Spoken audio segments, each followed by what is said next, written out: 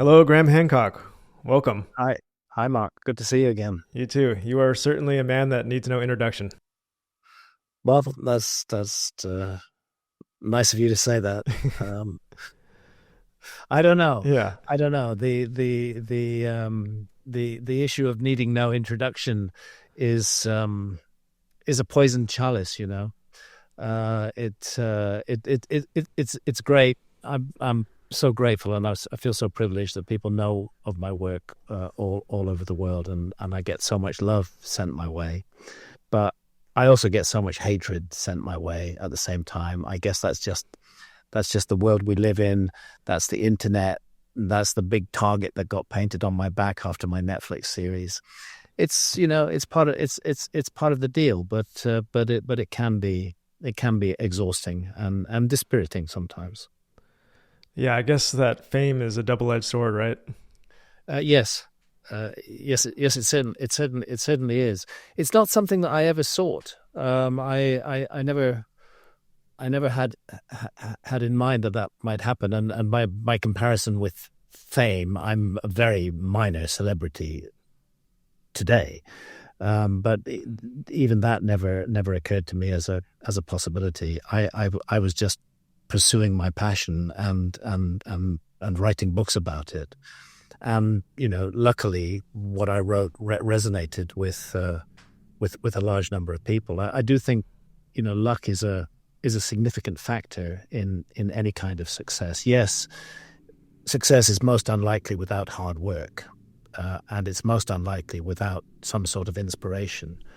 But it's also most unlikely without a bit of luck as well. And I think I was lucky. Hmm.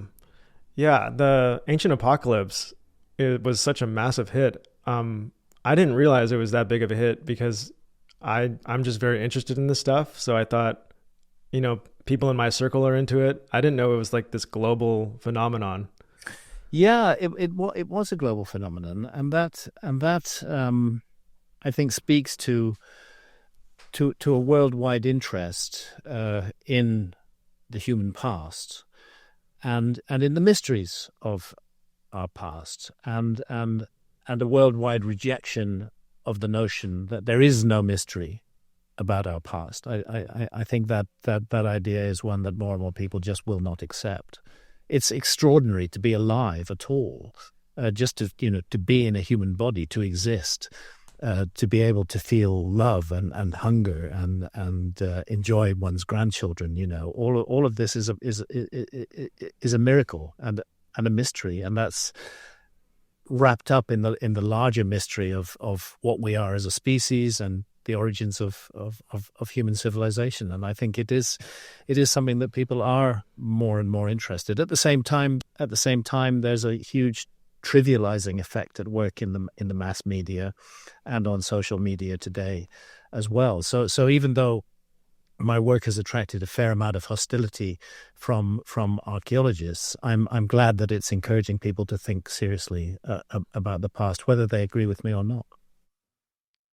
Yeah, I think looking into the past is an important part of a spiritual journey because, like you say, we are a mystery to ourselves. Yeah, And yeah, I first discovered you when you did a TED Talk at Whitechapel. I think it was yeah. 2013, That's right. Yeah. and it got banned, which Yeah, I it was so weird. It was so weird. Rupert Sheldrake was speaking at the same time, and Rupert and I have known each other for a long while, but there's lots of areas in which our work does not intersect at all. And but there is one area where it does intersect, and that is the mystery of consciousness, and specifically whether consciousness can be definitively defined as being local to the brain or whether it's non-local. And that was the common factor between the two talks that we gave at that TEDx event. Was this mystery of consciousness, and can it simply be reduced to an epiphenomenon of brain activity, or is it something much more complicated than that? And that seemed to cross some kind of red line for TED, because they took my talk down and they took Rupert's talk down, as though it was somehow forbidden, somehow some terrible heresy to consider the possibility that consciousness might not be an accidental byproduct of brain activity. It might be something much more complicated than that. It seemed like there was a dogma that had been threatened there. And then there was a massive public reaction to that. And I think Ted realized that they made a propaganda mistake by doing it the way they did.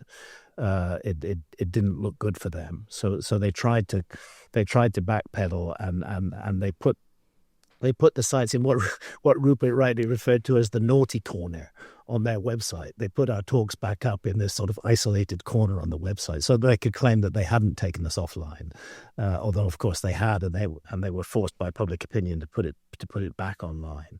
But it was that it was that notion of a mystery in consciousness, and that this is not something we can simply take for granted, and it is not necessarily the case that everything can be reduced to matter, that there are non-material areas of reality, and this seems to confront a major scientific dogma of today, which is scientific materialism, and that same dogma is at work in attempting to reduce the human past to material processes again, without really considering all the other aspects of being a human being. So the kind of evidence that archaeologists admit into an inquiry tends to boil down to material artifacts and the interpretations that can be put on them, and most other issues like the spirituality of those people, or their myths and traditions, are kind of relegated to secondary or zero importance in the archaeological inquiry, and I think that's a mistake. Yeah, I think perhaps you and Rupert touched on some major insecurity in the scientific field because it's so materialistic. It's leaned so heavily into that materialistic field that it's kind of reduced humans down to these machines that are just a bunch of mechanical parts. It unfortunately has those wider implications. I think that there was a rightful and proper rebellion against religious dogma, which dominated so many cultures for so many centuries and still dominates many cultures today. A feeling that we shouldn't just take what we're told as true, that we should investigate and inquire, and science played a very, very important role in that. But I think in overreacting to religious dogma, the baby got thrown out with the bathwater. That science became over materialistic, over determined that there should be nothing, even hinting of spirituality, in anything to be done with. And it's one of those ironies that archaeologists often claim to be champions of indigenous peoples, but very few archaeologists that I've met who claim to be champions of indigenous peoples, very few of those archaeologists believe in spirits or demons or non-physical entities, which is the fundamental basis of shamanistic belief systems. So while on the one hand those archaeologists are saying that they champion indigenous peoples, on the one hand they utterly reject what those indigenous people experience and believe, and those experiences very often brought on in deeply altered states of consciousness by substances like ayahuasca.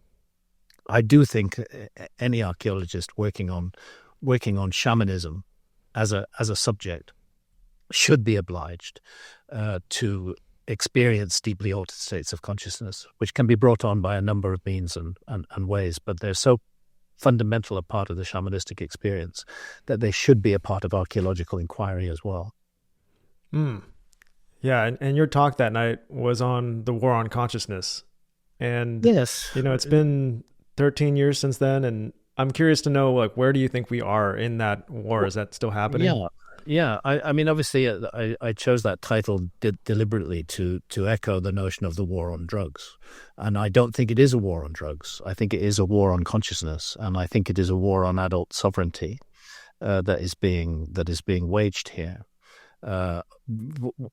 When I talk about this issue, it raises all kinds of alarms, but I do feel strongly that it is not correct for the state to assume responsibility for adults over their own bodies. I think that responsibility should lie with the adult alone, as long as those adults do no harm to others. The moment harm is done to others, there may be a role for state intervention. There is, and we already have, masses of laws that cover negative behavior towards others. But personal decisions that we make as adults about what we put into our own bodies, whether or not that substance is deemed to be harmful in any way, I don't see that as the business of government. I see that as the business of free and independent adults, and it perplexes me why the Republican Party in the United States, which speaks to individual freedom and liberty, is so reluctant to decriminalize drugs, because that's what should happen. All drugs should be decriminalized, all of them. Then it becomes possible to have reasonable dialogue about the risks and dangers of certain substances. Then it becomes possible to remove from market all kind of bad actors who are bringing in substances that have been mixed up in ways that are obviously dangerous. The legal framework is all wrong around this, and the philosophical basis of that legal framework is all wrong. We live in a society where freedom should be paramount, and fundamental amongst those freedoms is the freedom of adults to make decisions about their own bodies, their own health, and their own consciousness. And I think that's why when I look at the war on drugs, it's a completely failed effort. It has done absolutely nothing to reduce the consumption of any quote-unquote drugs. It's appallingly bad. It's done no good whatsoever. It's cost billions of dollars. It's harmed huge numbers of people, particularly in ethnic minority communities. It's absolutely useless exercise. So what's it all about?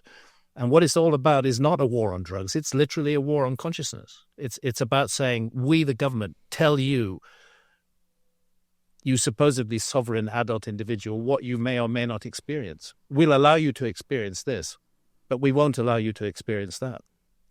This is philosophically deeply corrupt, and I don't understand why it's not understood more widely in the world today. There are harms in drugs, and I make this very clear. Just as there are harms in climbing cliff faces or jumping out of airplanes with small parachutes, I make it very clear that people should research and investigate this subject very, very carefully before indulging in any kind of drug activity. But at the end of the day, it should be the free, sovereign decision of adults whether they do that or not. If, while doing that, they cause harm to others, then by all means, there's a role for the law. But private individual experiences, what we do with our own health and our own bodies, those should be our own business. So it is a war on consciousness.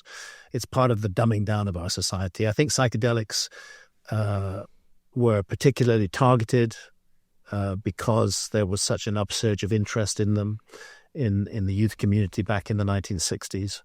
I think that the powers that be understood that psychedelics are much more than just a fun trip. What a real psychedelic journey about is deeply and profoundly questioning everything about the nature of reality and the course of your own life. And I think the powers that be, what else can I call them, which put these laws into place in the first place and maintain them to this day, I think there's a fear of people asking questions. I think that's what making psychedelics illegal is all about. Personally, I've never experienced, and I do not wish to experience, cocaine. I don't know. It doesn't attract me. It sounds like a sort of noisy, meaningless conversation in a bar. I'm just not drawn to it. But I would not seek to make it to criminalize another human being because that human being is drawn to it. That's their choice. And part of the process of being an adult and living life is making mistakes and learning from our mistakes. If government is a sort of nanny figure in our lives and protects us or pretends to protect us in every way and protects us from making mistakes, then it's also protecting us from learning from our mistakes. And, all of this has not been properly taken into account. So yes, definitely not a war on drugs, a war on consciousness. Yeah, well, thanks to you, I think we've made a lot of progress in this field. Yeah, Yeah, but thanks to, in part to me. My role has purely been what it always is, as a writer and as a reporter. I don't regard myself as a fundamental player in this field. There are terrific scientists working in this field right now, looking first and foremost. What has changed? It was already changing by 2013, but it's changed much more since then. Is the realization of the therapeutic effects of psychedelics, that really harmful conditions such as post-traumatic stress disorder and deep depression can be healed, can be permanently healed with the targeted, careful use of psychedelics. And sometimes that targeted, careful use means a heroic dose.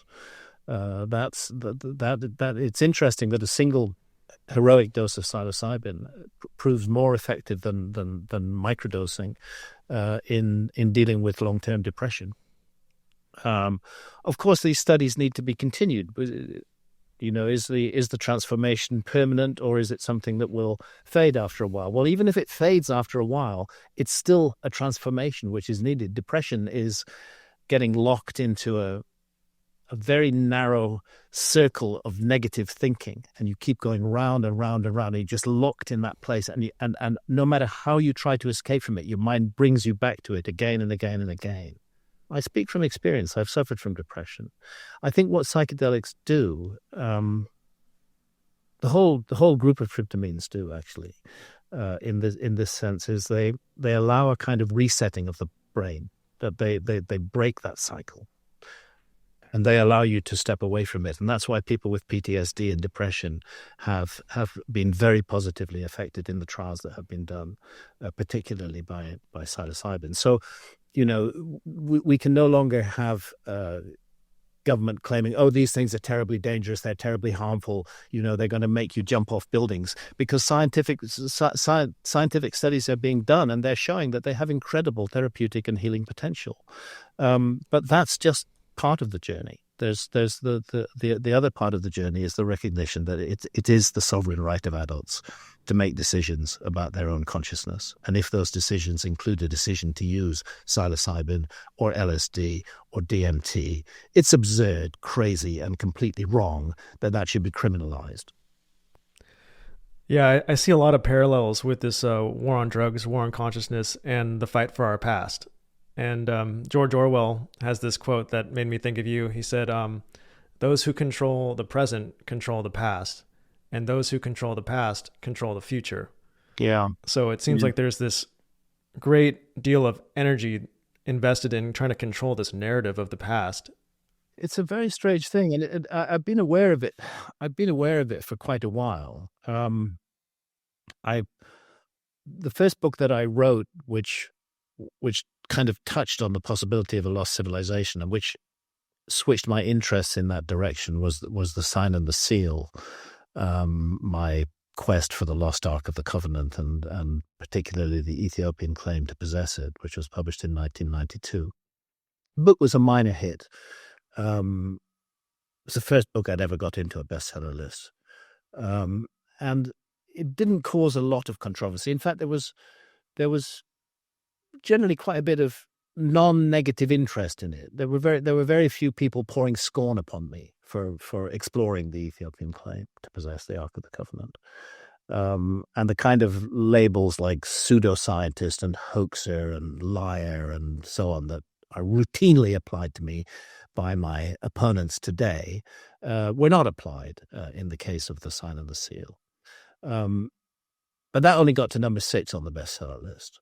Then came Fingerprints of the Gods, published in 1995. And that's, I think where an element of luck came into play. I think I did write a good book, but I think I was lucky as well. It was number 1 for 6 weeks in Britain. It was number 1 for 6 weeks in Italy. It was a huge number 1 bestseller in Japan. All over the world, it was a phenomenon. They created a tide of interest. And that's when I started to experience real pushback in this field from the archaeological community. And what I found from the beginning is that pushback, either deliberately or stupidly, misconstrues what I'm saying. They seem to imagine that I am claiming that there was this giant advanced empire that existed during the Ice Age, and that I regard that as a fact. I don't claim that, and I don't regard that as a fact. I think the past is an open mystery. I think there are so many messages that come down to us from the past, which invite us to consider possibilities other than those that have been considered by archaeologists. That's what I've wanted to pursue, and I'm happy that readers have come along with me, but I'm not some kind of prophet. I'm not claiming, all of this is 100% a fact. I'm saying this is a mystery I'm investigating. Come along with me on that mystery and see what you feel about it. And please do some investigation yourself as well. So, from the beginning, there's been this attempt to say that I'm making all of these grandiose claims. Those who haven't even the faintest acquaintance with my work often say that I'm claiming that aliens were involved as well, which I've never done. But by and large, it's a misconstrual of my work, or a misrepresentation of my work, or a straw man of my work, which is then vociferously attacked. And unless people actually bother to read my books and to get to grips with what I say in those books, it's very easy just to accept the straw man as me. And it's been like that since 1995. It rose to a peak around about 1998, 1999, 2000. BBC Horizon, which is BBC's leading science program, did a kind of detailed documentary on me and Robert Bauval. Primarily, the documentary focused on me and on Robert Bauval and on our work together. And it presented itself as a debunking exercise. There were some inaccuracies in it. It's when people attempt to debunk something, they do their best to rule out, to avoid any inaccuracies, but there were inaccuracies in the BBC's approach, particularly concerning the Orion correlation, and this resulted in the program having to be re-edited and re-released. It was one of our complaints, specifically regarding the Orion correlation, was upheld by the Broadcasting Standards Corporation, which meant the BBC had to eat a little bit of crow and remake the documentary somewhat, but nevertheless, that was a serious, coordinated attempt to tell the public, to have the public believe that Bauval and I were just full of shit, and that there was no point in any of them even listening to a single word we said. Fortunately, the public are generally capable of making up their own minds, at least those who are interested in our work. But that was the nature of it. Then I wrote a book called Supernatural: Meetings with the Ancient Teachers of Mankind, which was about psychedelics and about shamanism in general. It wasn't a big hit, but it's carried on being of interest to a substantial number of people. It's recently been reissued under the title Visionary in the United States. That book, although in many ways one of the most controversial books I've ever written, I would have thought, attracted very little criticism from the academic community, almost none, except perhaps because I was willing to buy into the notion that those entities construed as spirits by shamanistic societies might have a reality to them. That it's we shouldn't just dismiss all of this as fantasies and hallucinations. It's a much more complicated issue than that. But that book was not massively criticized, and I then went away and wrote some novels, and nobody paid any attention to them. And actually, I was so disillusioned with the whole lost civilization field, with the reactions to it from mainstream academia. It's not that I want them to accept my theories. I just would prefer not to be smeared and insulted and lied about. That's all. It wears you down after a while. It wore down John Major Jenkins, with his work on the Mayan calendar. John passed away in 2017 with cancer. John's life was ruined by these so-called debunkers. It wore down Robert Bauval, one of the great geniuses of our time. These constant insults, lies, smears, attacks. The relatively small group of, I think, envious and jealous archaeologists and their acolytes spread around. It's very unfortunate that things work that way. Anyway, sorry, I'm getting no. That was a far better answer than I could ask for. I do notice a lot of straw manning, where they dump in things like aliens into your theories, and then they argue with that straw man instead of contend with things that it happens all. It happens all the time, and I've had to, apart from a video that I've released on my YouTube channel, which is called Fact Checking Flint Dibble, which goes point by point through a number of issues in the so-called debate that I had with Flint Dibble. Apart from that, I've not really responded publicly much on all of this. I've been asked questions about it on podcasts, and I've talked about that, but I haven't really made much in the way of a formal response, except the formal response that I made to the Society for American Archaeology open letter, where the Society for American Archaeology, back in 2022, when season 1 of Netflix of Ancient Apocalypse was released, they wanted Netflix to reclassify it as science fiction, and they said that it was dangerous and that it was misleading the public. Again, a direct attack on me and on my work. And of course, if the Society for American Archaeology had succeeded in bullying Netflix into reclassifying a documentary series as science fiction, it would have had far less viewers. And that was the objective. But fortunately, Netflix were not to be bullied. It went ahead. But I replied point by point to that open letter. And, frankly, in plain language, it's full of shit. It's full of shit. It's full of straw men, and it's full of guilt by association and all kinds of. There's a playbook. John Major Jenkins himself wrote a book about this shortly before he died. That the playbook that self-styled debunkers use. You'll find the word conspiracy theory comes up again and again and again, almost to the point of being boring. It's like automatically apply the word conspiracy theory, apply the word racist, and just to keep applying those words and apply them often enough, and hopefully you'll drive people away from that idea. So I don't understand why narratives need to be controlled. I mean, we're not dealing with state secrets here, are we? I don't think so. I don't get why the narrative of the past needs to be controlled. Why can't it be a free-for-all? Why do archaeologists regard themselves as the sole interpreters of the truth about the past for the public? And why do they get their knickers in a twist, when somebody else comes up with a different idea about it? Why? I just don't understand it. Why not welcome these other ideas? By all means, criticize them, but the smear techniques, the lies, the innuendos, the straw men, all of that stuff, that's not straightforward science.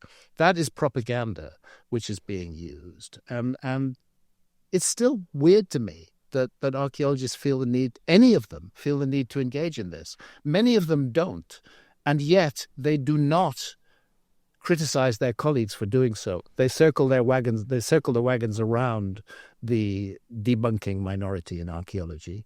They will not be seen to criticize them in any way. And therefore, I think archaeology as a whole has to take responsibility for this problem, which, frankly, is driving the public away from archaeology in droves right now.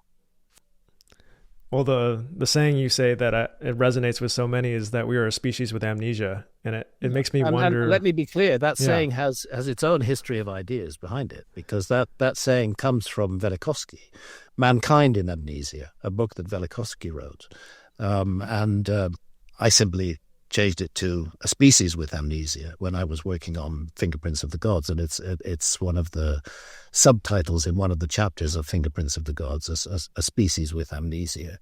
Since then, I've seen other people pick that idea up and use it. But the history of ideas is clear. Velikovsky mankind in amnesia, who was the originator of that concept. And I think it's a brilliant concept. I think we are a species with amnesia. And what are our memory banks? Our memory banks are quite limited when we go back before 6,000 years ago. I've just come back from Iraq. Round about 6,000 years ago, cuneiform began to be written by the early Sumerian civilization, maybe even a little earlier than 6,000 years ago, on baked brick. And it's astonishing, you can wander around these sites today. Many of them are in a state of complete ruin and collapse. And all over the ground are potsherds and bricks covered in cuneiform writing. And these are all messages from the past that have come down to us in written form, which fortunately we can interpret. It's possible to read cuneiform and the various recensions of cuneiform that came after the Sumerians, with the Akkadians and the Assyrians and the Babylonians. Cuneiform kept on being used. Just in the case with ancient Egypt, thanks to the Rosetta Stone, we can read the ancient Egyptian hieroglyphs because there was a key that allowed those hieroglyphs to be unlocked. The Rosetta Stone, one of the languages in which the same text was written was Greek, and therefore it was possible to break the whole code of the Egyptian hieroglyphs from that. But there are other scripts, like the Indus Valley script or the Easter Island script, and it is a script in my view, that we can't read, that we don't have the key to yet. Maybe artificial intelligence will solve that. But then what about the time before scripts, before there's any surviving scripts? Let's go back earlier than 6,000 years. Let's go back 10,000, 12,000, 15,000 years ago. What memories do we have of that time? And I just feel very strongly that our attempt to grasp that time should not be limited to the material artifacts that archaeologists can find in a few locations around the world. We should have a broader apprehension of that time, and that's where myth and tradition come in very important. Oral traditions have the capacity to survive for millennia. A good story is a great survival vehicle for information. It can carry information down to the future. I've just been rereading the Epic of Gilgamesh. And, first and foremost, it's a brilliant story. It's really compelling reading, even though I'm reading something that's 5,000+ years old. It's compelling as a story. The characters come across, but embedded in it is information, and that includes information about astronomy, and that includes again and again, repetitively, very powerfully, the story of the global flood that comes down in the Gilgamesh epic, and I don't think it's a good idea for archaeologists just to dismiss all of that and say, oh, those ancients were somehow massively impressed by a local flood and they decided to say that it had happened all over the world.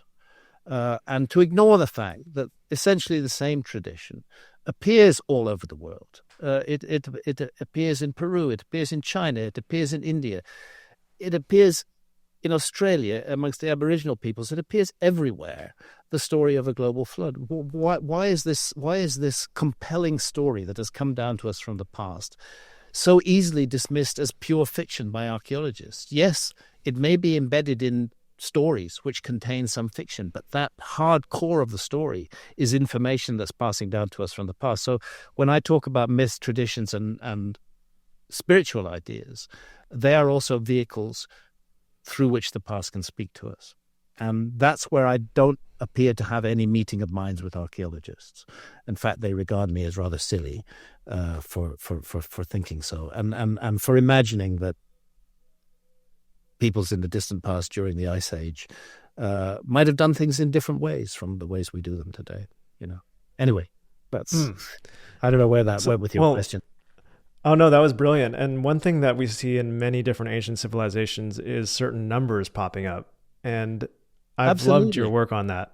Well, see, this was another one of the things that drew me into this, to exploring this possibility. And I insist, it's only a possibility, which I believe is worthy of exploration. I'm not some kind of guru claiming that this is a fact. I'm somebody following my instincts in an inquiry into the past. One of the things that led me into that inquiry was material that I came across while I was writing The Sign and the Seal, the book about the Ark of the Covenant in Ethiopia. Another was being confronted by the Great Pyramid of Giza for the first time, which happened when I was writing The Sign and the Seal. But third, and perhaps most important, was reading Hamlet's Mill by Giorgio de Santillana and Hertha von Deschend. Now, back in the 60s, high-level scholars were a whole lot more high-level than high-level scholars today. I mean, Santillana, Giorgio de Santillana and Hertha von Deschend, he was professor of the history of science at Massachusetts Institute of Technology. She was the professor of the history of science at Frankfurt University. This was the 1960s. They were very open-minded inquirers. And with that openness of mind, they went back into myth and tradition all around the world. And they found again and again and again the same imagery cropping up and the same numbers. And the imagery, in one form or another, was of a kind of whirling, turning churn, a mill, if you like, grinding, or a grindstone. That's the imagery. It's a rotating process, and it can be visualized in various ways. It's the serpent Vasuki wrapped around Mount Mandara in Angkor Wat, with gods and demons pulling on each end of the serpent and churning the Milky Ocean. Or it can be Horus and Set in the scene wrongly interpreted as the uniting of the two lands, where they're clearly turning a drill together. And that then combined with numbers, and those numbers are all based on the number 72. This is not my discovery or my investigation. I'm reporting what Santillana and von Deschend reported and investigated in Hamlet's Mill, and which had a profound effect on my work. And fundamentally, what they're saying is that this was an ancient language, astronomical language, that contained hard data about the phenomenon called the precession of the equinoxes, which is supposed by astronomers today to result from a wobble on the axis of the Earth. Because the Earth is the viewing platform from which we observe the stars, changes in the orientation of that viewing platform change the star field, change the time of year at which particular stars rise, for example. They might not rise on the equinox 2,000 years ago, but they might rise on the equinox today because of that wobble. And they argued that there was an ancient system of knowledge, of detailed knowledge concerning the precession of the equinoxes. They used a codified system of symbols, and that it expressed it through a system of rounded numbers. And those numbers are based on the number 72, which is the rounded number of years in which 1 degree of precession takes to unfold. And 25,920 years is 360 degrees of precession. And in between, you get all kinds of other numbers. 2,160, that's 30 degrees of precession. That's effectively one house of the zodiac, the stars that hold the sun on the spring equinox, changing down the ages. So they argued that, and they attributed it to what they called some almost unbelievable ancestor civilization that had first begun to understand the world in terms of number and measure, had originated this system, and that later cultures, including the Sumerians, the so-called first civilization, the later cultures had been the inheritors of this knowledge, including the ancient Egyptians, including many others, including in faraway Mexico and South America as well, a globally distributed system of ideas, encoding specific astronomical knowledge, which supposedly was not discovered until the time of the Greeks, around 2,100 years ago, but in the estimation of Santillana and von Deschend, was thousands and thousands and thousands and thousands of years older than that. So that, had a great effect on me as well in my work. Yeah, I've been intimidated to read Hamlet's Mill, but it's on my list. But it's an intimidating read. I mean, everybody has to be warned on this. It's a project to read Hamlet's Mill. It takes time. I've read it several times, and I still find new things in it. But it's not to be confused with entertainment. It's really quite hard work, but it's worth it. It's worth persevering, and it's worth at the same time respecting the openness of mind of those two scholars back in the 1960s, who even then it was a revolutionary idea. And now it's an idea that's almost completely ignored by archaeologists, which I think is a pity. Well, I think numbers are a clue into something much deeper. Well, in this case, perhaps there could be other explanations for this constant repetition of the sequence of numbers. Look, it's 72. Half of 72 is 36. 72 plus 36 is 108. 108 divided by 2 is 54.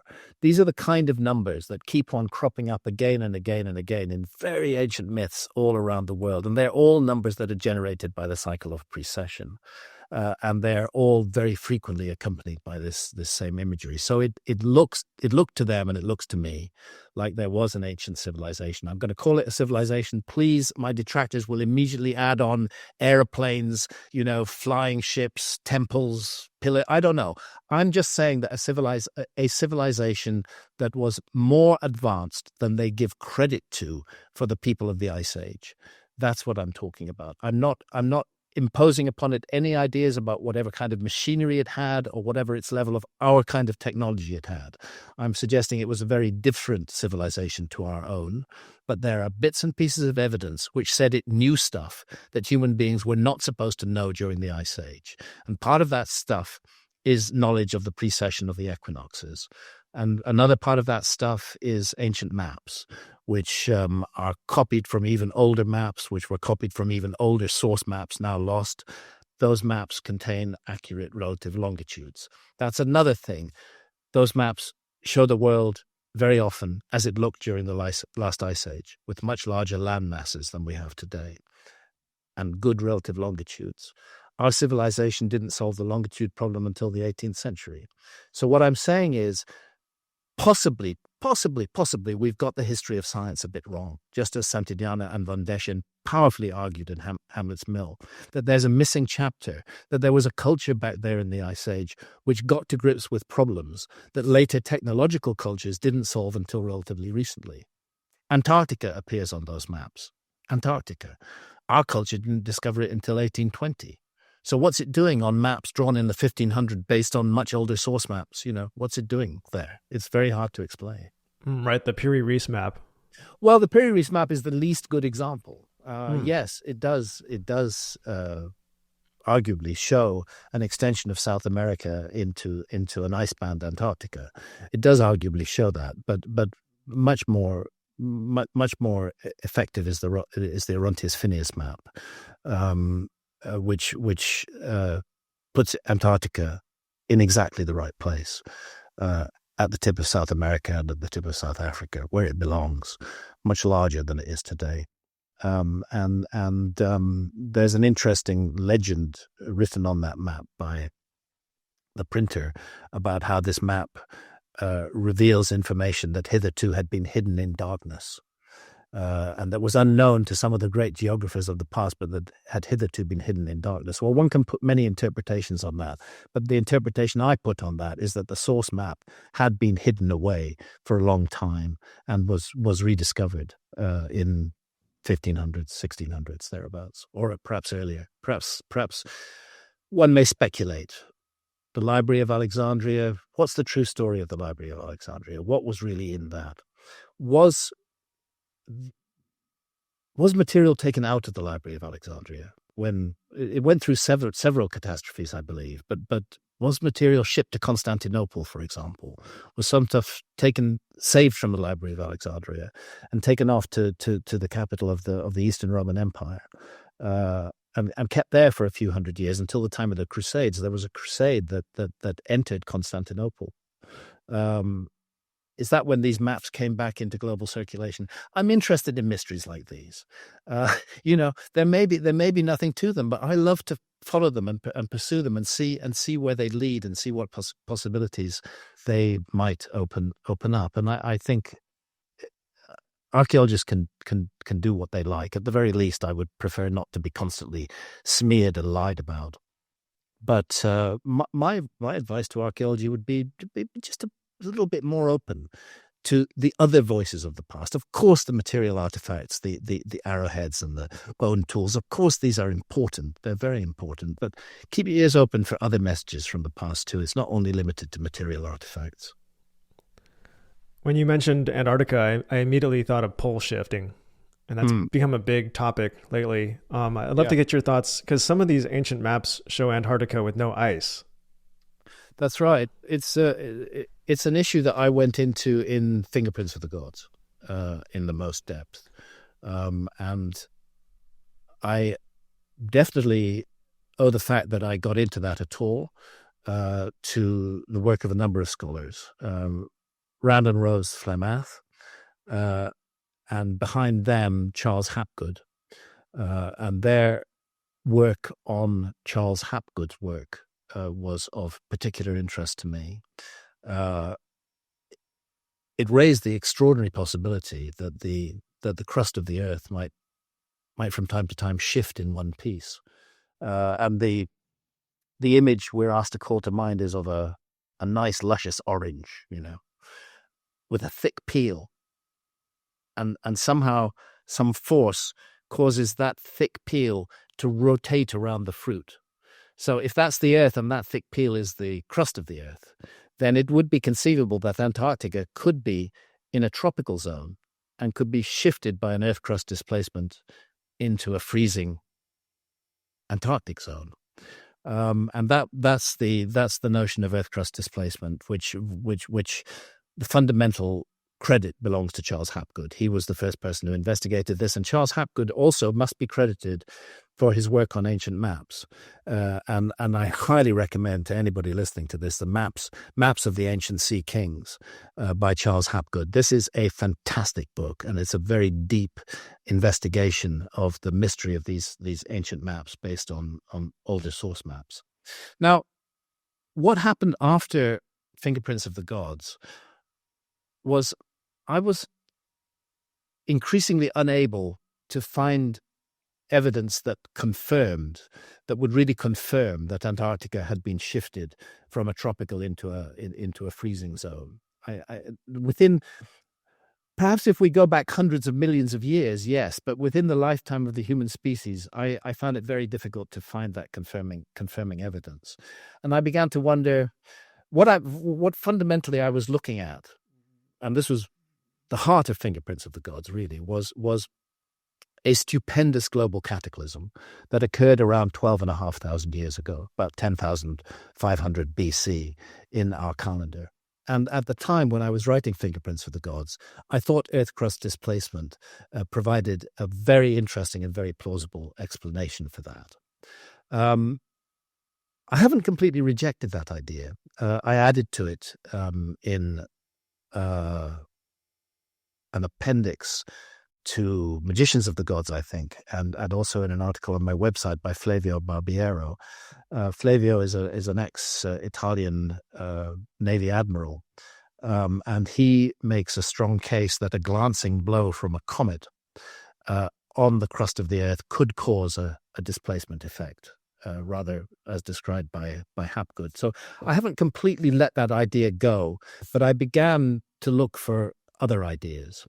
Which might also account for my fundamental issue, which was a global cataclysm memorialized in the traditions of the Great Flood and of darkness and of a great freeze that came upon the world. And that's when I became aware of the work of the Comet Research Group and the Younger Dryas impact hypothesis.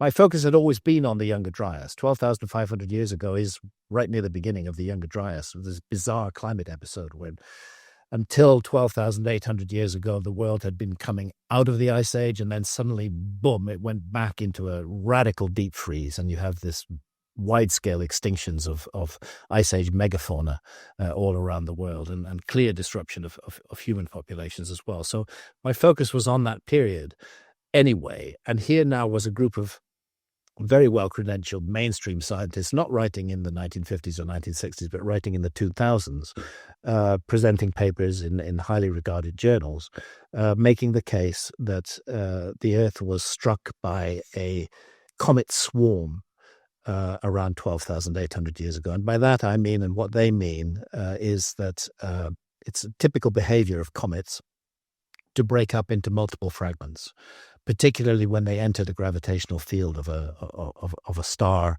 or of a large planet.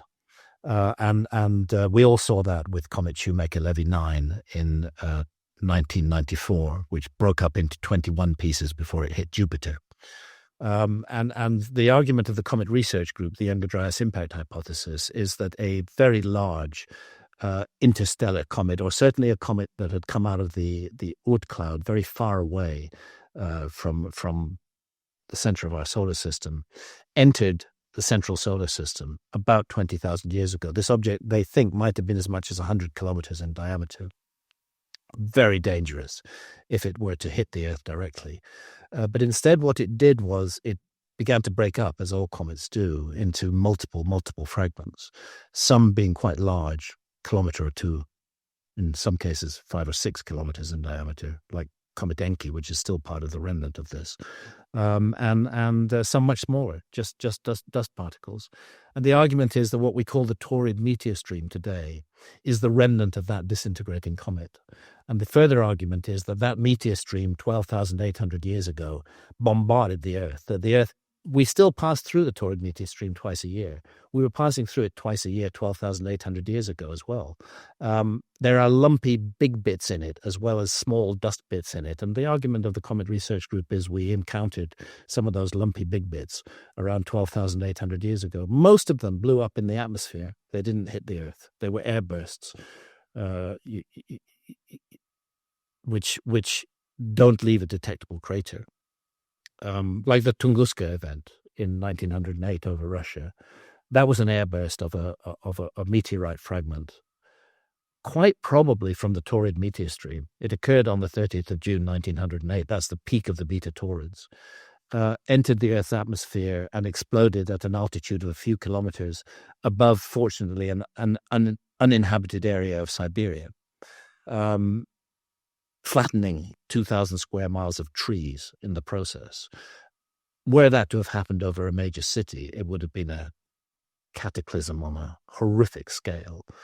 But it's a kind of warning of what can happen again, and it's the suggestion of what happened 12,800 years ago, that there may have been hundreds of objects of that kind of size that blew up in the atmosphere, as well as a number that hit primarily what was then the North American ice cap and the Northern European ice cap. But the majority of it was airbursts of objects that might have been less than 200 meters in diameter, which didn't have enough power to hit the Earth, but which blew up in the sky with the force of 20, 50, 100 Hiroshimas. And not just one of them, but many, many of them all over the world. All the way you can track the Younger Dryas boundary, all the way from the west coast of the United States as far east as Syria, and the site of Abu Huraira in Syria, which, by the way, is only a few hundred kilometers from Göbekli Tepe in Turkey. So this became to me a matter worthy of further investigation and a matter worth reporting on. So since I became aware of the Younger Dryas Impact Hypothesis, I've been focusing on that. I haven't completely abandoned or thrown away Earth crust displacement. It's there. I never go back and rewrite my past books. Fingerprints of the Gods is exactly the same book that it was in 1995. It might have a new introduction or a new postscript, but that's it. The basic text remains the same. My position remains the same. My work is there for people to read and make up their own minds on, and hopefully do their own further research on. I hope for those who wish to pour scorn on my work, which they're welcome to do, that they would at least actually read it. Well, I'm wondering about these pole shifts. Do you think it happens instantly, or is this a gradual thing? Well, look, there's a confusion here, because there's magnetic pole shifts do not necessarily mean geophysical pole shifts. The fact that the magnetic pole can flip 180 degrees doesn't mean that the Earth's turning upside down. It's a magnetic shift. Now, is the Earth's magnetic field connected in some way to its rotation? I would say pretty likely it is. So perhaps magnetic pole shifts are accompanied by physical events, which don't just affect the needle on our compass, but which affect the world we live in. But the argument that Hapgood put forward in Earth-shifting crust was that it was the result of the buildup of ice, the asymmetrical buildup of ice in certain areas during the Ice Age in North America and Northern Europe, which caused the whole global sphere to become unbalanced and led to pressure on the crust that led to the movement of the crust. That was Hapgood's argument. But it was, and therefore it was something. To answer your question, it was something that built up slowly but happened suddenly. It reached a point of potential where it could happen, and then the event was very quick, literally overnight. It would have been, were that to have happened, global tsunamis, massive weather effects, the effect of a true pole shift would be cataclysmic beyond belief. I like to leave that question open. Since certainly 2013, my work has been focused on the Younger Dryas impact hypothesis, which is, again, it's important to stress, is a hypothesis, not a fact. What's a fact? What we do seem to know for sure is that there was a very weird climate episode between 12,800 years ago and 11,600 years ago, and that's the episode called the Younger Dryas. And the mainstream view is that it was caused by the melting of ice dams on glacial lakes on the great ice caps of North America and Northern Europe, and that the floodwaters entered the world ocean and stopped the global meridional overturning circulation in its tracks. Best known part of that is the Gulf Stream, which is part of the central heating system of our planet. And I think they're right about that. I think the cutting of the global water circulation was key to the sudden plunge in temperatures that took place at the beginning of the Younger Dryas. But the question is rarely asked is that melting of ice dams, that breaking of ice dams on glacial lakes, is that enough to explain what happened? Or are we not looking, what's the cause behind that? Why did that happen? Why did it happen all at once so suddenly? And that's where the Comet Research Group, with its argument for impacts of substantial fragments, not airbursts, but impacts of substantial fragments on the North American ice cap, which was then 2 kilometers deep.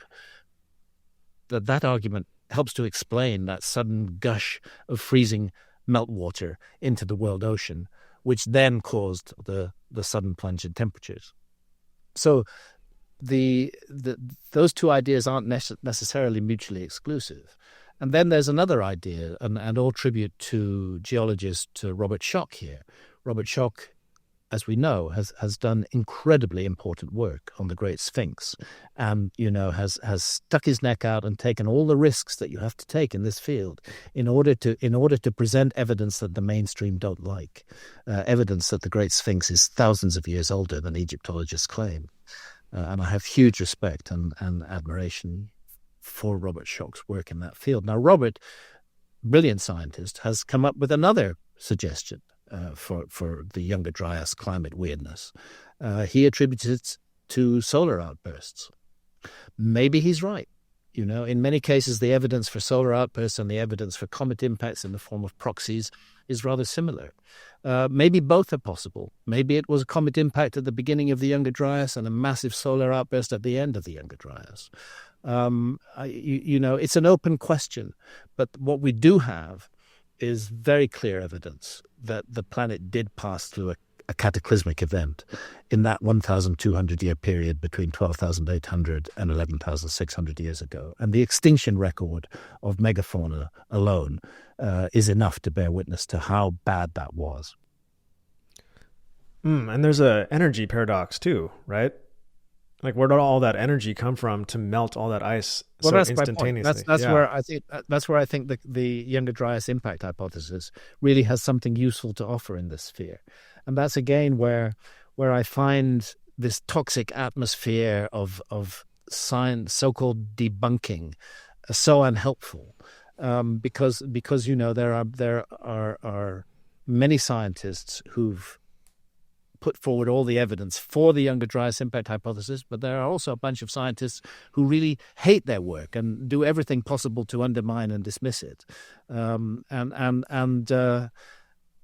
it be better if different scientific groups who've got skin in the game of a particular theory recognize that others may have skin in the game of a different theory and see if they can find some common ground, rather than this constant sort of pissing contest that goes on between scientists and that goes on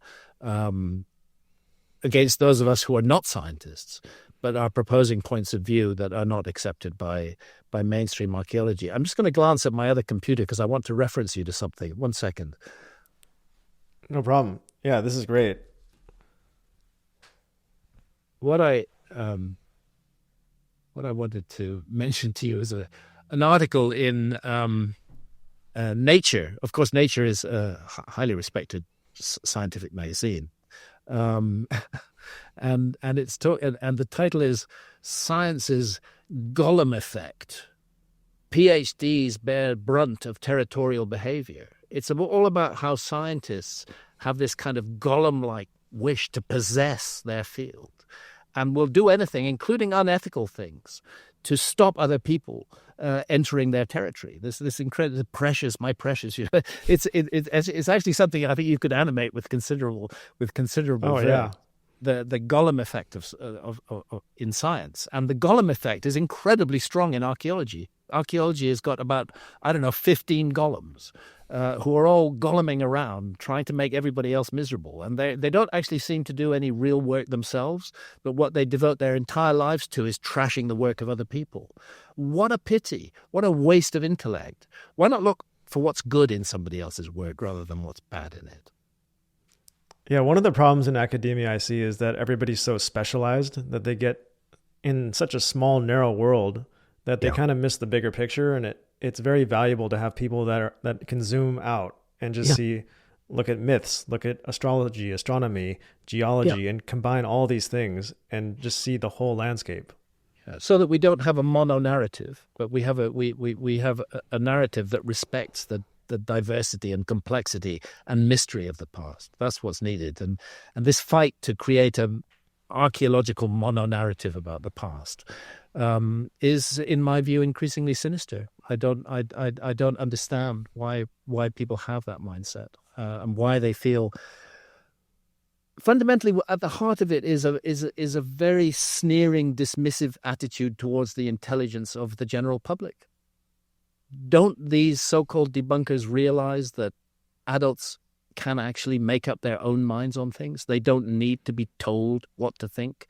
What people need these days is a variety of views, and then go through that variety of views and come to your own opinion about it. So if you were suddenly given $1 trillion and you were put in charge of our archaeology, what would be your move?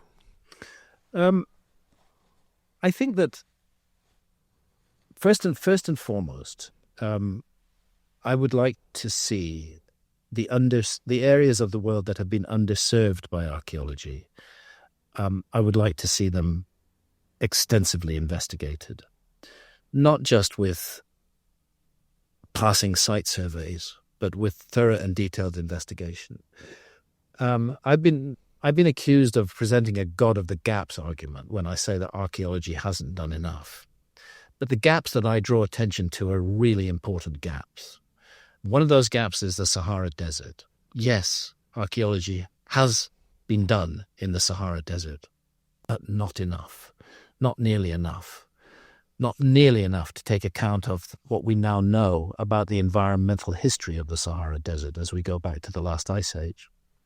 That there were periods when the Sahara Desert was green and fertile. The story of the Sahara Desert is barely been touched by archaeology. And I would like to see much more being put into investigating the whole question of the origins of civilization in the Sahara Desert. Let's have a look at that whole area. But it's not the only area where we should be looking for the origins of civilization, where archaeologists haven't looked yet. Another that I draw attention to is the Amazon rainforest. And again, the work that is now being done in the Amazon, Fortunately, a wonderful philanthropist named Eugene Jung, who you may have met in Sedona, has provided the funding necessary for Marty Parsonen and Alceo Ranzi and their team to do the necessary LiDAR work, exploring more and more of these extraordinary earthworks that are appearing in the Amazon rainforest, when nobody thought that any kind of organized society had existed.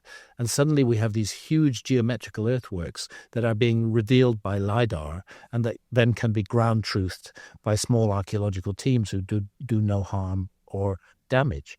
Evidence of huge cities in the Amazon is beginning to come out. I think we're just beginning to we're just getting the beginning of the grand story of the Amazon and its role in the origins of human civilization. And again, I would like to see much more effort put into that investigation.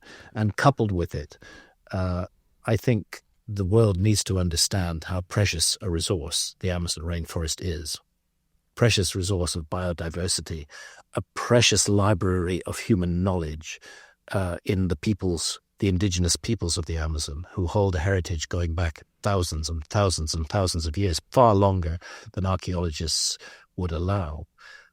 We have to recognize the problem in the Amazon is fundamentally the poverty of urban dwellers, particularly in Brazil, who understandably wishing to feed their families, head off into the Amazon and slash and burn and plant a farm.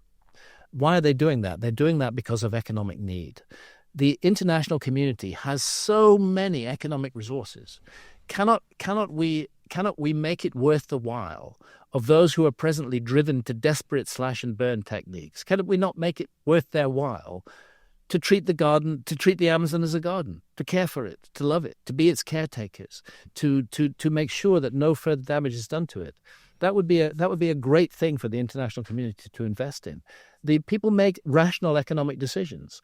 If it's in the rational economic, if it's a rational economic need for those who are being driven by poverty into the Amazon to burn the rainforest and plant farms that will only be fertile for a decade or so, if they see it's in their economic need not to do that, and that they can economically benefit from not doing that, that's what they will do, and the Amazon will be safe.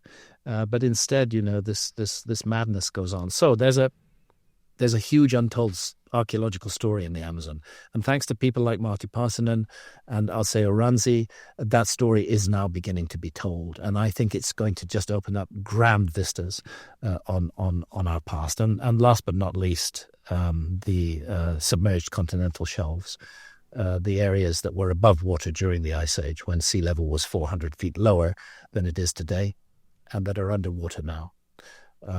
Which include the whole of the vast peninsula, Ice Age peninsula that geologists refer to as Sunda land, which incorporated the Malaysian peninsula, all of the Indonesian islands, and extended as far as almost as far as Papua New Guinea, where you have Sahel, a connection between New Guinea and Australia as well.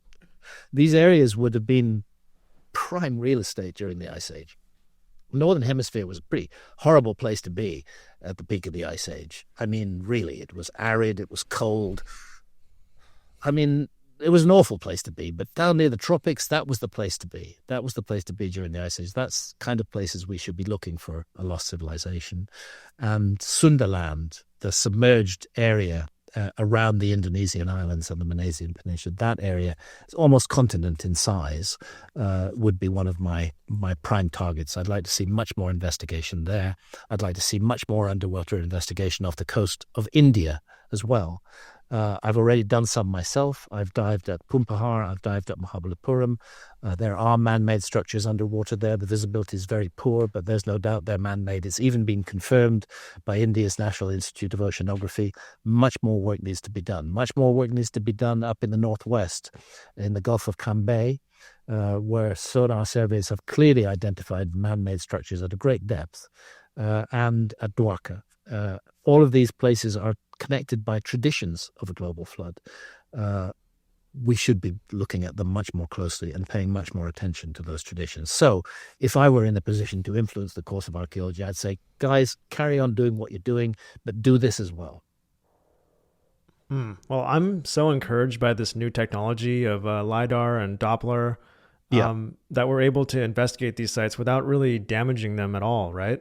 yeah, yeah. This is certainly the case. Certainly the case with lidar, and we're seeing very interesting results from satellite scans, which much more work needs to be done before there's any certainty about those results. But they're extremely interesting right now.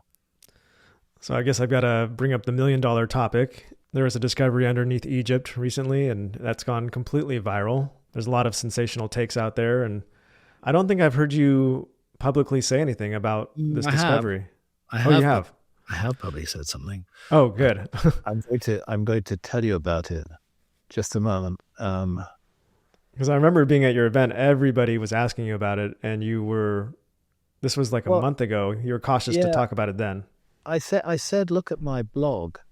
So what I said in my blog on the 17th of April was that for those who've asked, I'm far from ready to take a position on the recent claims of underground structures detected beneath the Khafre Pyramid at Giza.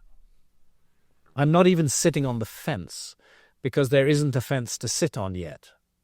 Much more work needs to be done.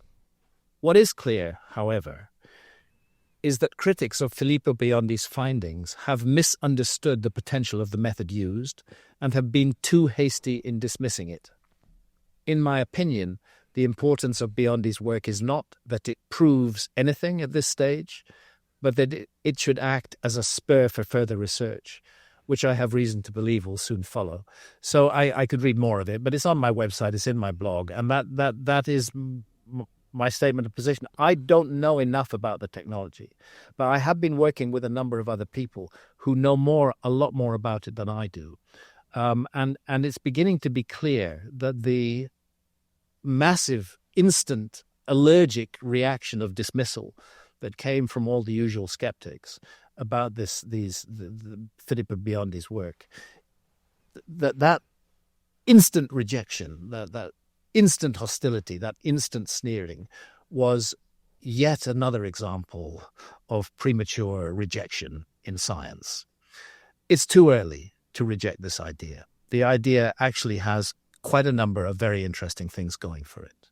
And I will be appearing with Filippo Biondi sometime next week with him and Armando May and Corrado Malanga and my colleague Mano Sefzada as well. Primarily, we want to understand their method better. We're not amongst those who are saying, "Oh, this is rubbish, go away." We think it's interesting, and there are a number of ways to validate it or invalidate it further, and that's what needs to be done next.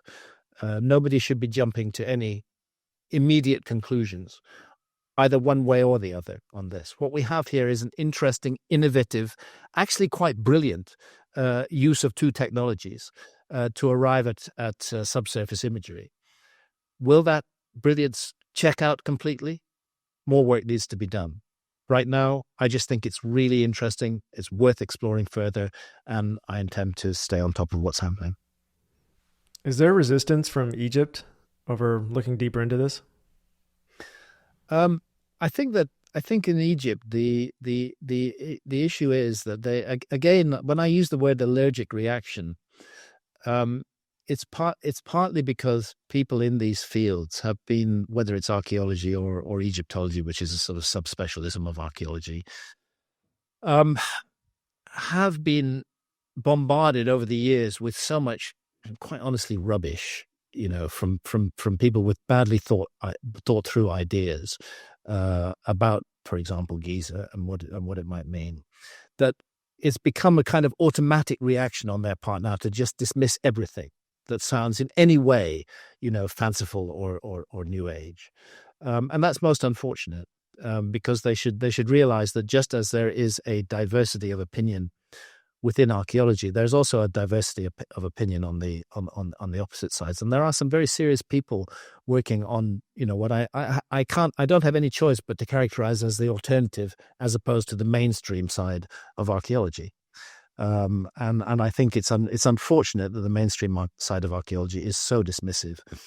What would have been much better would have been if they said nothing and got to grips with Filippo Biondi's method and what he's actually doing, the science that is actually involved. If they got to grips with that first, before pouring scorn on it, so much the better. But they didn't. They just instantly reacted and poured scorn on it, and again attempted to shape the narrative so that nobody will take this seriously. And that's too early for that to happen. This is potentially a very interesting method, and we need to see where it's going to take us. So I hope to learn more about it when I talk with the instigators next week. Yeah, I've heard theories that the pyramids could be a power plant. Is there any validity to that? Um, Look, I mean, was it Christopher Dunn? Was it Obama who said that he could walk and chew gum at the same time? The reason I'm citing that is maybe the pyramids are more than one thing. You know, maybe they're not just one thing. There's a lot of possibilities, and the Great Pyramid is just a lot. There's so much to take in the Great Pyramid, and the detailed intricacy of its inner corridors and passageways, and its hidden shafts, and its bizarre, extraordinary well shaft that connects the bottom of the Grand Gallery to the subterranean chamber. It's really, I mean, it is the most extraordinary thing. I have no doubt in my own mind that amongst the tasks that the Great Pyramid serves is fundamentally a spiritual task. That this is fundamentally a piece of spiritual machinery that we're looking at here. That the ancient Egyptians saw and understood a relationship between the living and the dying, between the afterlife and this life, and that they depicted it in certain ways. You can see on ancient Egyptian tombs, for example, the tomb of Thutmose III, you can see depictions of the Duat, of this underworld realm, or celestial realm, because it appears weirdly to be both, and they very much resemble the interior corridors and passageways of the Great Pyramid. So I just don't think it's possible to separate the Great Pyramid from the spiritual connection that the ancient Egyptians undoubtedly attached to it and saw it as serving. But could it have done other things as well? Why not? I think Chris Dunn's work is fascinating. I've known Chris since the early 1990s. He's a very thorough researcher. He knows his stuff when he's talking about machine tools. And he sees levels of machining and accuracy in the Great Pyramid that he doesn't see why that would be necessary for spiritual purposes. But it might be necessary to serve a material function. So I'm open to that. It's just not where I've gone with this material. I'm regarding the Great Pyramid as a place of spiritual manifestation. I think it was used for that in ancient Egyptian times.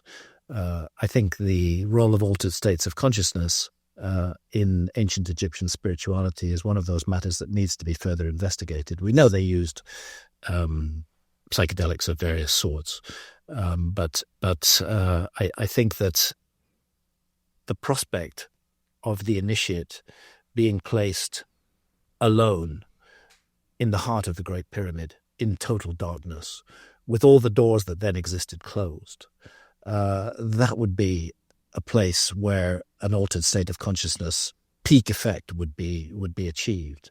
And so I think that some of what sound like out-of-body journeys that are described in the ancient Egyptian funerary texts, in the pyramid text, for example, may be based on direct experience by ancient Egyptian priests, if you like.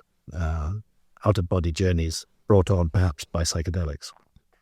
Of course, my critics will laugh at that, but I suggest they go take a pipe of DMT and see how they feel after that. Yeah, I recently went to the pyramids and went into the king's chamber and got into that stone that looks like a sarcophagus and laid down. And we went with a stonemason expert, and he made his voice resonate in this frequency that seemed to make the whole room change. And I could definitely feel like a shift in consciousness when he did that. I think that's fundamentally what it's about.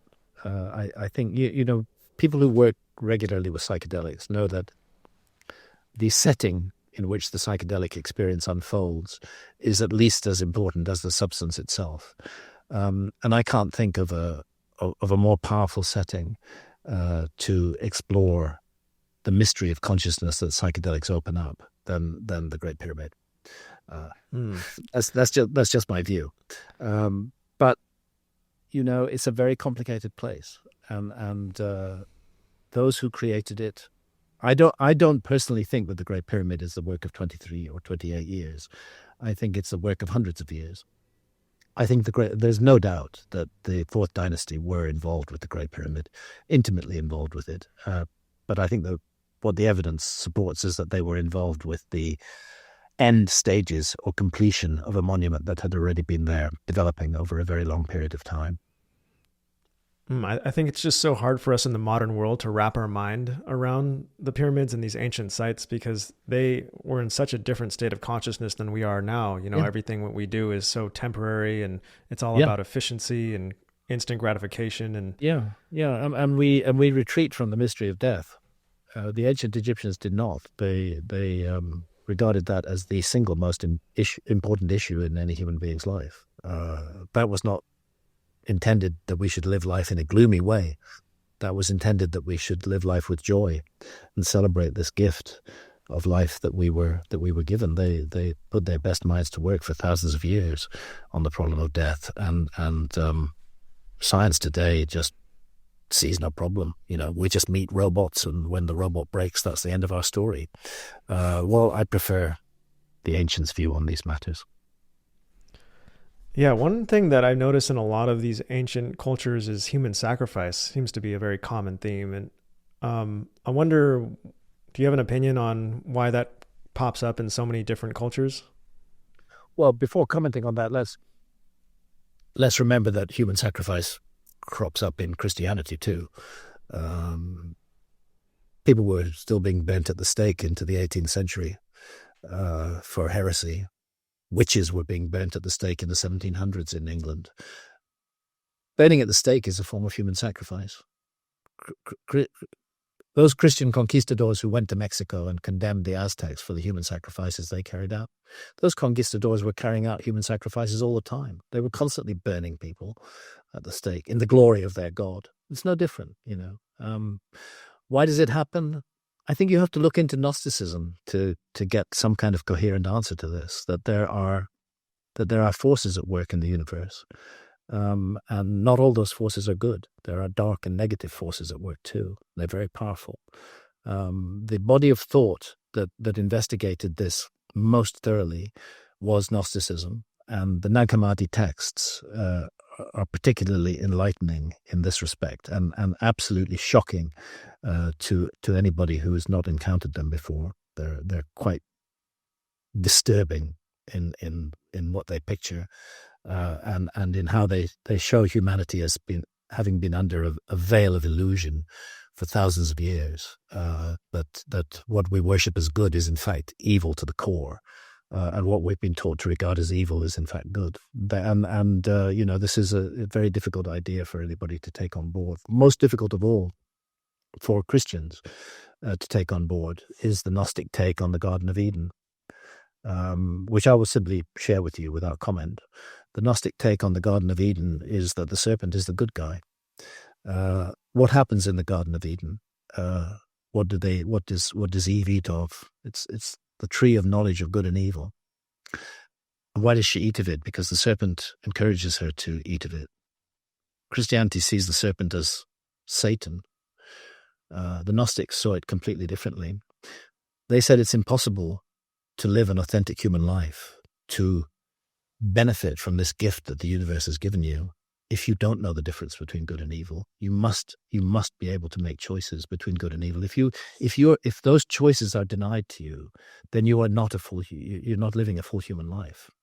And therefore, from the Gnostic point of view, the serpent was introducing Adam and Eve to a painful necessity that they had to have knowledge of good and evil in order to benefit from human life.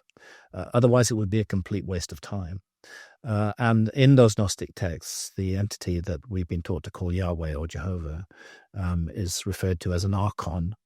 He's seen as a sort of minor, jumped-up supernatural who's managed to delude humanity into worshipping him and carrying out all kinds of evils in his name. I'm simply reporting to you what the Nag Hammadi texts say. I would suggest that anybody interested take a look at them, and for a shortcut, read John Lam Lash's book, Not in His Image, which is an excellent introduction to Gnosticism. Wow, I've never heard that take before. That's brilliant, and it reminds me of symbols, because the serpent is used in such a good and evil way. We often associate it with evil, but then you have things like the caduceus, which is associated with health, and it's a very divine symbol. Yeah. I think I've been looking a lot into Carl Jung lately, and symbols, and numbers pop up a lot in that work. And it made me think that maybe that's why these numbers pop up in universal traditions. Yeah. The notion of an archetype. Did you know Carl Jung wrote a book on flying saucers as well? I didn't know that. You've got to read it. Oh, yeah. He did write a book on flying saucers, and he tried to encapsulate them within his archetype idea. But he was forced to confess that from time to time, a trace appears on a radar screen. And he said, when I look at those traces, a bottomless abyss opens at my feet. So he wanted it to be just an archetype, but then he was recognizing that there's some physical reality to this, and so it's well worth reading. I got to know it when I was writing my book Supernatural back in the early 2000s. So the numbers come from an archetype. I don't think so. I looked into this possibility as well. It's not only numbers. If we get into altered states of consciousness, there's a very important work being done right now at Imperial College in London and at the University of California at San Diego. And I believe another team is going to start up in Denver or Boulder, Colorado very soon, giving extended state DMT to volunteers. In other words, those volunteers are not just puffing on a DMT vape and going to the other side of reality for 10 minutes. They're having it be intravenous infusion, and they're staying at the peak DMT state for an hour plus. And what's already remarkable is the degree of coherence between the reports of volunteers from all over the world who aren't comparing notes of what they experience. And particularly, Terence McKenna was one of the earliest onto this issue of entity encounters, the machine elves, as he called them, under the influence of DMT. And more the science is moving in the direction of saying, no, we are not going to label these as just hallucinations. Is it possible that another area of perception is being opened up for us, just as we can't see in the infrared? Maybe there's whole areas of reality we are just not structured to see. And maybe what DMT does is it pulls those veils back and allows us access to a freestanding reality that we normally don't have access to. It sounds very strange, but this is where the science is going at the moment, in parallel with the work that's being done on the therapeutic effects of psychedelics. Is the work that's being done on the role psychedelics can play in our understanding of the nature of reality and what it is and what we are. And that's the most exciting work that's being done.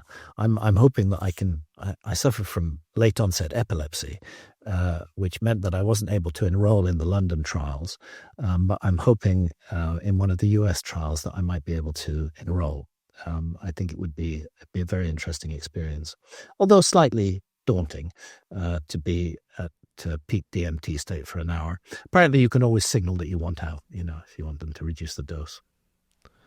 Yeah, what I really appreciate you is that you are willing to put your feet in the fire and actually get your hands dirty, and you go to these places, you do the ayahuasca, you immerse yourself in it. And the only way I can write There's a big debate right now about who's allowed to have an opinion. Do you need to actually go to the site and put your hands on the ground in order to be able to talk about it? And I'm curious to get your opinion on like who is allowed to talk and I think everybody's allowed to talk. Sites reach out to us, and we can reach out to them without physically being there. Everybody should be allowed to talk. There should be nobody who's not allowed to talk.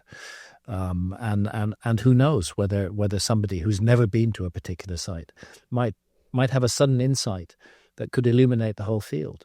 Why should we deny ourselves that opportunity of that person's brilliance? So no, I don't think it's a must. For me, as a writer, if I'm going to write about a place, I'm going to do it much better if I've been there. The dust has got into my nose. I've felt the place. I have a connection with it that I wouldn't have if I were simply looking at scholarly articles in journals. So it's important for me to do the travel, but I'm not saying that it's essential for everybody. I think when somebody expresses huge confidence and knowledge about a place they've never been to, it's right to ask that person whether they've been to that place. But if they're tentative about it and they say, "Well, I think it might be. I've not been there, but I think it might be this way," that's okay. But to claim to know about a place, to have all the facts and yet never have been there, that's a bit of a reach in my view. yeah, perhaps everybody's should have an opinion or are allowed to have an opinion, but if you're going to make a career on it, you probably should do a little bit more deeper digging. Well, again, I mean, like it or not, we live in an open marketplace, and ultimately, people will consume what they wish to consume. There's really no way to. That's why all these attempts to control the narrative are so bizarre. In this sort of society we live, we should not. There should be no controlling of narratives. Every narrative should be out there in the free for all, and those that are worthwhile, they will sooner or later stand the test of time, and those that are not worthwhile will be gone. That's what will happen. Maybe it'll take a decade, maybe it'll take 100 years, but all those ideas should have their place in the sun and their opportunity to be considered. And that opportunity includes not being deliberately lied about and smeared. That because that's propaganda. That opportunity being, here's an idea, we don't agree with it, but let's look and see what might be in it. Not instantly start insulting the person who's put that idea forward. Yeah, for a long time it seemed like the narrative was easier to control, but once the internet really took hold, like the floodgates just flew open and floodgates have flown open in every area, this is fundamentally a good thing. Like any, I think we have to compare the internet to, any great power like electricity. It's a universal power. It can be used you can use electricity for really good things, and you can use it for really bad things too. And it's the same with the internet. It can be used for very good things, and it can be and is used for really bad things as well. I don't know what's to be done about all of that. It is just a reality of the world we live in. First of all, what's the Roman saying? Caveat emptor, let the buyer beware. Anything that anybody reads on the internet should be double, triple fact-checked before being taken as truth. And that includes my work. That's what I invite anybody to do. But double, triple fact-checking doesn't include only listening to videos by people who hate me. It actually involves reading my books. Yeah, in your work, you've paid careful attention to prophecy, and a lot of modern scientists, they dismiss prophecy completely. And I'm curious to know, like, what is the importance of looking into prophecy? Well, again, this is also an area where my work is misrepresented by others. Let us call these fringe subjects, like telepathy, telekinesis, for example. Psi powers. I've devoted very little of my work, prophecy. I've devoted very little of my work, actually, to these issues. I think if you were to go through all the thousands of pages I've written, you'd be lucky if you'd find 40 which cover those topics. But where I do cover them, it's with this notion that when looking for a missing chapter in our past, we should not be looking for ourselves. That would be a waste of time and effort. We should assume that what we're looking for, that the haunting feeling I have that there's something there, that there's something missing, whatever it is, it's not us. We need to look for something different. And that's why I refuse to close my mind completely to traditions that have come down to us from the past that speak of priests levitating large blocks in the air using chanting, for example, that speak of magicians performing certain extraordinary tricks, for example. We shouldn't ignore those completely. And amongst those is prophecy, the notion. Prophecy, of course, in a materialist, reductionist, Western science frame of reference is impossible. It's impossible. We cannot know the future. We can make informed guesses about how the future might turn out, but we can't prophesy the future. We can't have a revelation about what the future will be. That's the view of mainstream science. Well, I'm not sure that's necessarily correct. Like I say, I share with Rupert Sheldrake the view that consciousness is not local to the brain, that the brain is a receiver of consciousness rather than a generator of consciousness, to use that model. And if that's the case, if that model is right, rather the mainstream model is the generator model, but if it's a receiver of consciousness, then it is possible that the consciousness field is much larger than we imagine, and that information might come in. We don't really understand time and space that well. So while it's never been a main focus of my work, I really doubt if more than 40 pages could be found, probably less, on these kind of subjects in my books. It's not a subject that I've closed my mind to completely. Well, you've read Thoth's Prophecy a few times, and the first time I heard you read it, well, yes, really... that particular vision of the future is so resonant with how we are today, with how the world is today. You did an illustrated version of that. Yeah, it deeply moved me. Yeah, it is deeply moving. It deeply moves me. It's the Hermetic lament, really. That's what it is. Is it a prophecy of future times? If you were to think about it, it could be almost any future times. I mean, consider what the world went through in the 20th century. Consider what the world went through in the Middle Ages. You know, all the horrors that were perpetrated then. I think it's speaking to the human condition, that we go through these cycles, where we imagine ourselves elevated to the highest possible level, and then we make some terrible mistakes and we plunge down to the absolute end, the abyss, and in that process, there's a cleansing. And out of that emerges a new prospect for the future. I think that's what the Hermetic Lament is touching upon. And that's why that resonates so much for me. But is it the prophecy of a specific time in the future? Eerily, the kind of world that's depicted in that amazing piece of poetry does feel like the world we live in today. It really does. Yeah. Maybe people in the Middle Ages would have felt the same if they'd known the prophecy, Ben. Yeah, there was a line in there. With the plague coming down upon us, with the Second World War, that felt like the end of the world to many people. Yeah, I distinctly remember there was a line in there that said that there will come a time when death will be preferred to life. Yeah. And that line because I see that all the time when you see factory farming, or you see the people cutting down the Amazon for the... Yeah. We live in that time. It feels like it's directed at us. That's as close as I'll get to being spooky on it. Yeah. It feels like it's directed to us. It feels that way to me. That's why I read it. And it also feels like a wake-up call, not a gloom and doom warning, but a wake-up call. This doesn't have to happen. Prefer life more than death. That's the message that comes out of it.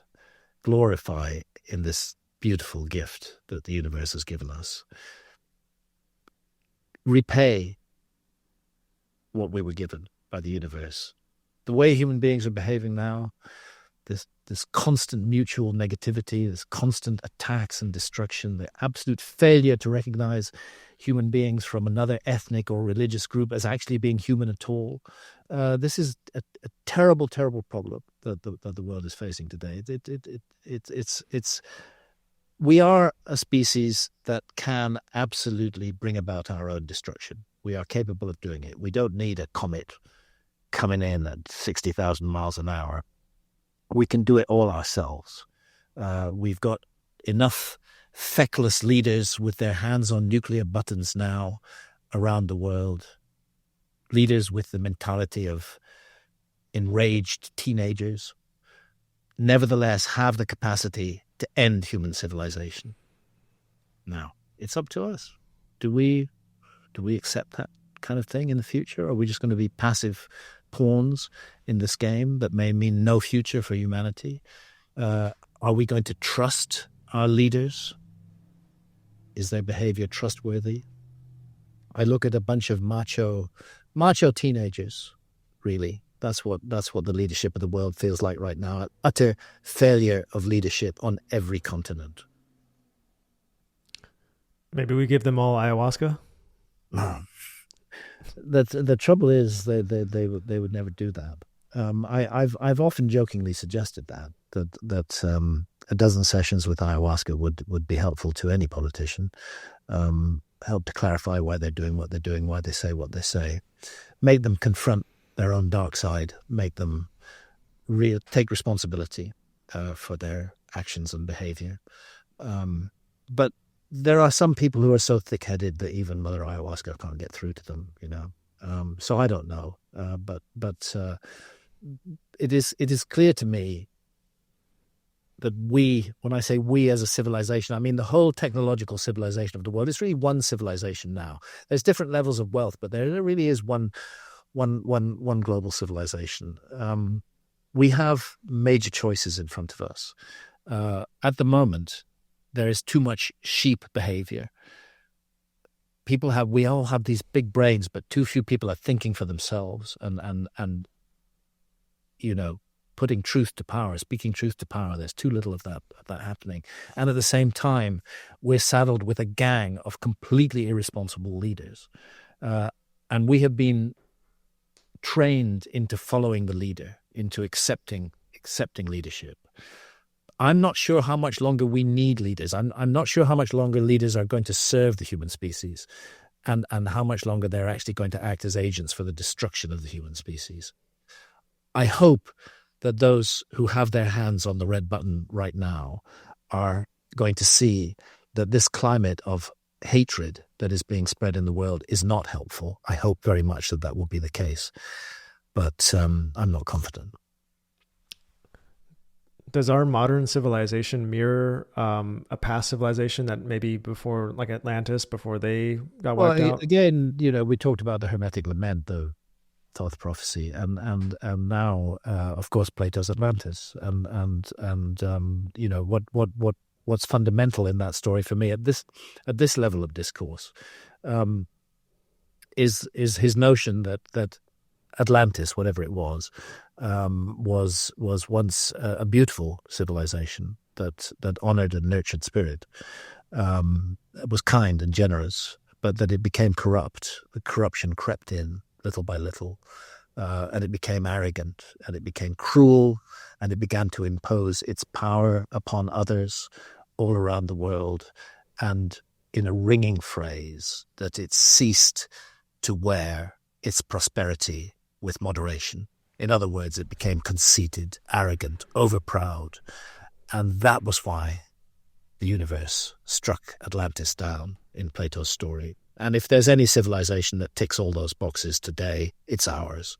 It's the technological civilization that unfortunately is running the world today. I'm not against technology. Technology does wonderful things. It just needs to open up. We need to honor our spiritual part, and we need to realize that there's more than one way of doing that. That the mainstream monotheistic faiths may be one way, but they're not the only way. We need much more tolerance all around the world in every way for the differences and the similarities between human beings. I guess I'll just ask the simple question: are you optimistic about the future? I have to be, because I have 9 grandchildren. I have to be. And I see the joy in their eyes and the way that they're embracing the world and just how wonderful the world is. This is the eyes of a child. Everything is new. It's so exciting. It's so there's so much energy goes into it, into the appreciation and the love of that I have to be optimistic for the future. I have to be optimistic that those who are presently misleading the world will turn a corner and will start to emphasize the shared qualities that all human beings have rather than our differences. Well, I think you've played a great part in creating an optimism for the future. I can say for myself, these theories that are these scientific ideas that we're just machines with no free will and we're just mechanical parts. And then you come in and say, we're actually part of this greater thing, this great tradition and this universal culture. And, you can be part of it and you can explore it. You can go to these sites and touch it and learn for yourself. It's very inspiring. Good. Well, I'm glad if I've been helpful in that way. Yeah. Do you have advice for the younger generation to carry this torch on? Yes. The advice is never to be discouraged from following your passion, because that's what it's all about. Never be talked into the safe option. Consider all options carefully, including risky ones. Don't take unnecessary risks. But realize that life itself is a risk, and it's an opportunity, and has to be grabbed with both hands, and the best made of it. But fundamentally, more important than all of that is just being a decent human being, not carrying too much toxicity with you as you go through life, shedding all of that shit. Well, that's brilliant, and I greatly appreciate you, and I appreciate your time, and I hope we cross paths again. I hope so too. I realize that we have actually more or less come to the end of our time. We have. I've very much enjoyed talking to you, Mark. Very, very interesting. Same. And we should talk about more animations. Oh, absolutely. I would love to do more. Great, anytime. Great. Well, listen. Good luck with everything you're doing. Let me know when you're going to put this out. All right. I hope you enjoyed this episode of the Before School podcast. It was a complete honor to have Graham Hancock on. When I began this podcast, I had a short list of dream guests that I would like to get, and Graham was at the top of that list. So I'm really humbled and thankful to have him on. We mentioned quite a few times throughout this podcast Thoth's Prophecy, which is one of the most profound videos I've ever encountered. I animated this in 2018. And I wanted to leave you guys with this video, so take it away.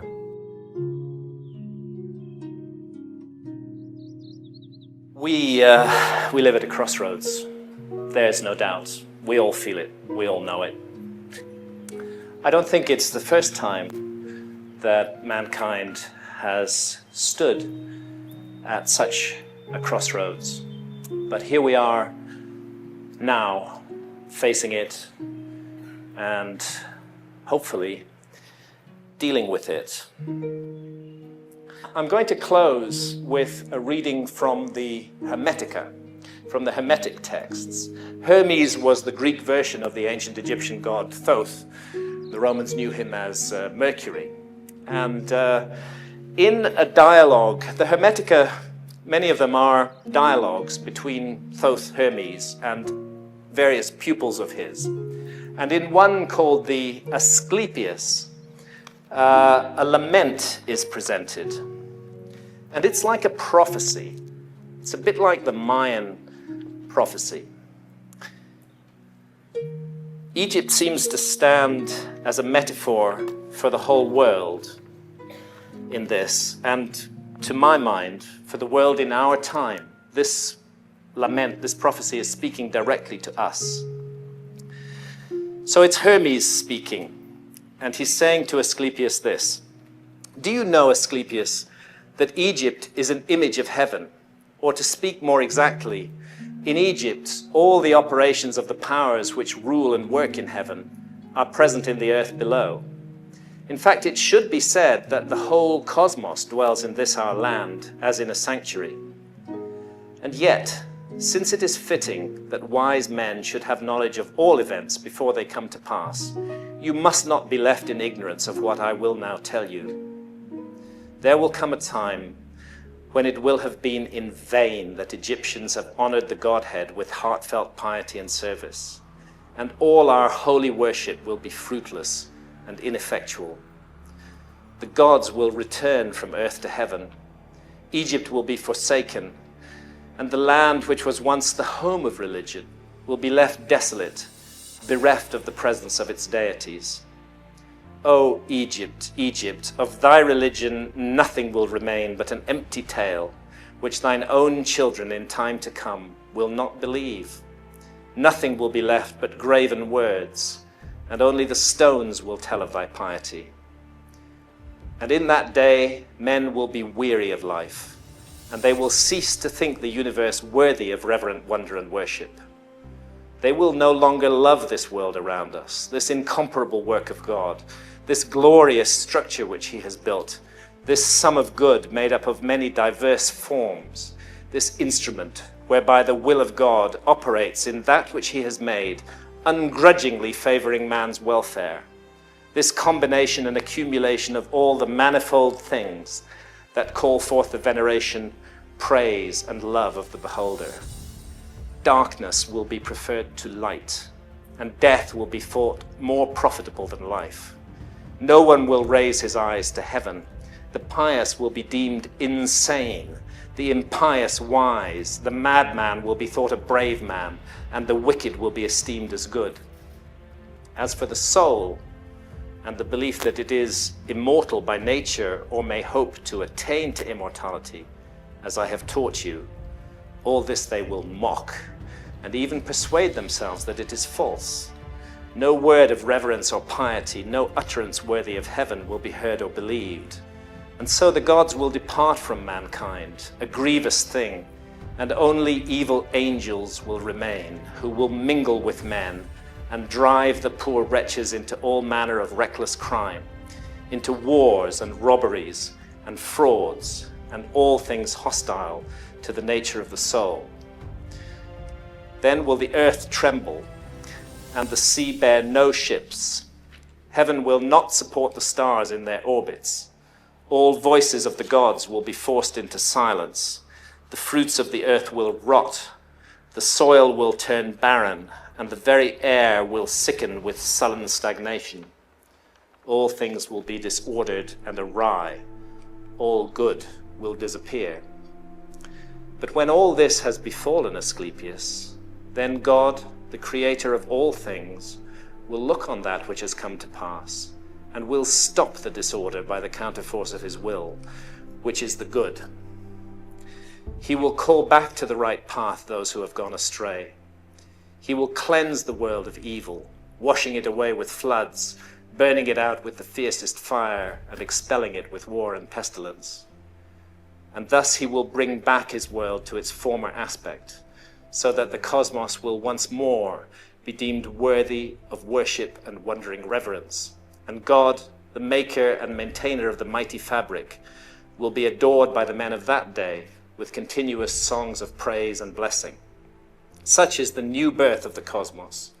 It is a making again of all things good, a holy and awe-inspiring restoration of all nature, and it is wrought inside the process of time by the eternal will of the Creator. I don't know whether we're going to face some terrible global catastrophe or not. I certainly hope not. I hope it will not come down to misery and horror and awful, awful things. There's enough of that in the world already. But I do remember what all the ancient texts say. There isn't a single flood myth, there isn't a single story of the destruction of past civilizations that don't implicate humanity in the story somewhere. Our own behavior, what we do, is part of what we're bringing down on the world right now. What we are manifesting in the world, that is what is coming towards us. We are the authors of this thing, and we can change the story if we want to change it. I firmly believe that. Are we looking at the traces of a forgotten episode in human history? I think so. I think that's what's going on here. And because we've forgotten it, because we are a species with amnesia, because we are so much a mystery to ourselves, perhaps it's because of that that we're so lost and so troubled today, so haunted by this sense of something missing, something that we need to know about ourselves. For the ancient Egyptians, the essential mystery of human existence concerned our spiritual essence, that we are participating in this theater of experience that we call life and the world in an immense endeavor aimed at the perfection of the soul. I've talked with shamans in the Amazon, and when I've asked them, what do you think is the problem with the world? What's the problem with the West? They say it's very simple. You've severed your connection with spirit. You've cut the link. And you have to restore that link if you're going to move forward from here. You can't move forward from the place you're in if you don't restore the connection to spirit. And that seems to me the most fundamental task that all of us now face. Not these exterior trappings of power that have brought such horror and misery to the world. This is the moment of crossroads that we stand at. None of us can effect changes on a macro level. It's impossible to do so. But we can make changes on a micro level. We can make changes in our own lives. We can make changes in our immediate surroundings. Changes for the better, changes driven by love. So overwhelming is the notion of global destruction. No, I can't stop that, but I can stop what I'm doing to contribute to it. And if we all do that, then I believe a huge change in consciousness will come, and the world can move on, and we can look forward to a future for our children and our children's children, and once again bring this bright, beautiful, jewel garden of a planet, bring it back to the place it should be in our lives.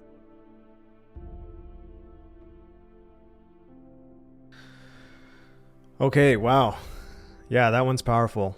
And when I made this video back in 2018, it had a profound impact on me and just the way I saw myself in the world. Probably a decade ago, I thought a lot about how I wanted the world to change and what the world owed me, and maybe if certain things changed, it would get a lot better for me. But from teachings like this, I really realized that I have to be the change. The only thing I can control is changing myself. So it's an incredibly powerful prophecy that touched me, changed me, and I'll leave you guys with this. And I hope you enjoyed this conversation. It was an honor to talk to Graham, and I hope you have a great day. Thank you.